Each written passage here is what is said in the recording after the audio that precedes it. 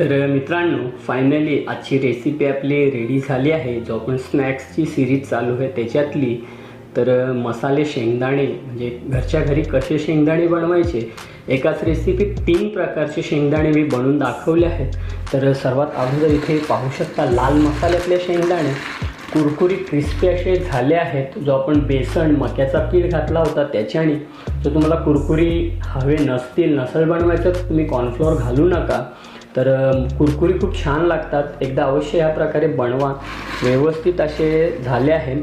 त्याचबरोबर इथे लसूण आणि अद्रकची पेस्ट आणि जे चटपटे मसाले घालून चटपटा शेंगदाणासुद्धा आपला रेडी झाला आहे.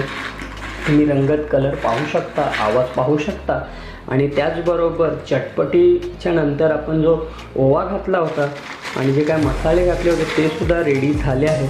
तर सर्वात अगोदर आपण मसाला शेंगदाणा आहे पाहून घ्या तुम्ही, याची ट्राय करणार आहोत. खूप सुंदर बाजारात ज्या प्रकारे शेंगदाणे बनतात भेटतात ना, त्याच प्रकारचे शेंगदाणे रेडी झाले आहेत. अवश्य तुम्ही बनवा.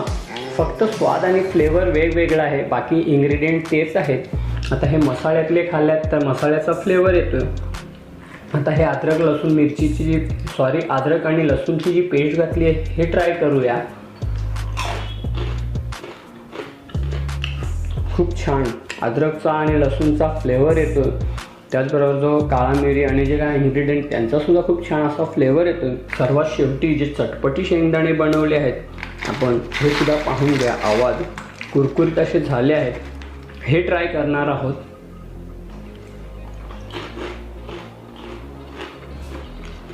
खूप छान. ह्याच्यात आहे ना जो ओवा आहे ना, जेव्हा आपण शेंगदाणे खातोय ना त्या ओव्याचा छान असा फ्लेवर येतोय, स्वाद येतोय. तर मित्रांनो, घरच्या घरी अवश्य हे शेंगदाणे बनवा. स्नॅक्समध्ये मी तुम्हाला सुरुवातीला सांगितलं, स्नॅक्समध्ये किंवा चायसोबत किंवा असं टाईमपाससोबत खाऊ शकता. तर भेटूया असंच पुढच्या एका नवीन व्हिडिओमध्ये. व्हिडिओ आवडला असेल तर थम्सअप म्हणजे लाईक करा, शेअर करा आणि माझ्या यूट्यूब चॅनलला सबस्क्राईब करा.